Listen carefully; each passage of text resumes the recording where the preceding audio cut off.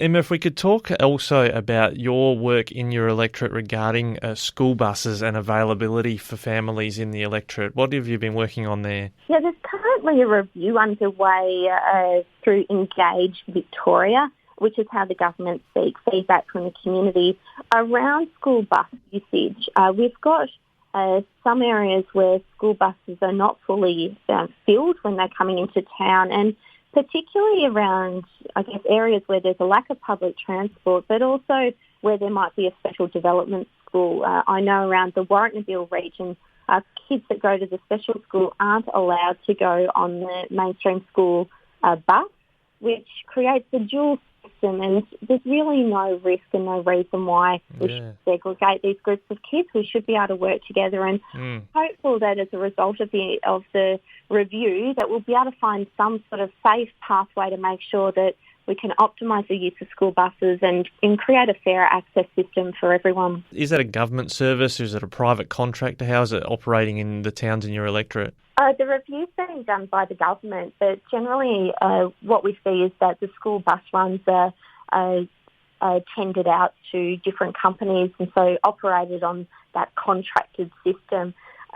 There's been a few concerns raised with me about what would happen if we totally opened up the school bus network, and I don't think that would be safe. We can't just pick up people on the side of the road. We have to make sure that perhaps people were registered and had to have a working with children check, that they had to actually register and have their travel approved before they could be picked up, because we can't obviously put our children at risk, but there might be a bit of leniency as well, or perhaps the usage of buses when they perhaps have dropped the kids off at the morning run before 9 o'clock, then that return bus run might be able to use that bus within the community or to help people get to alternate places. We've got a lot of infrastructure in our buses sitting around for a lot of the day.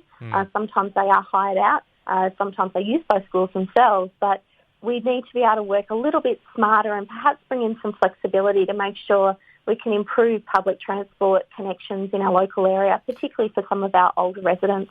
Yeah, and that's a good point. In the end, public transport is that public in the sense that it's provided by government or to enable the public to get from A to B.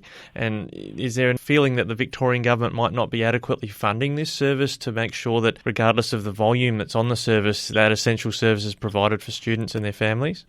Certainly for our region, we're fairly underdone when it comes to public transport options.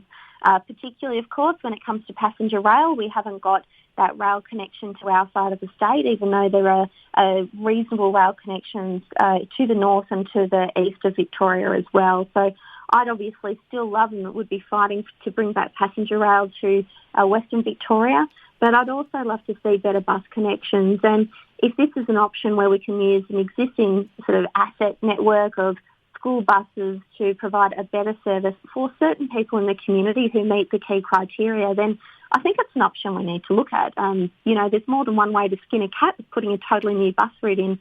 Let's look at different options. It could be a combination of community vehicles as well, run by volunteers. We're certainly underdone in that area. Let's look at all the different options to make sure locals can get those better public transport connections around the local region.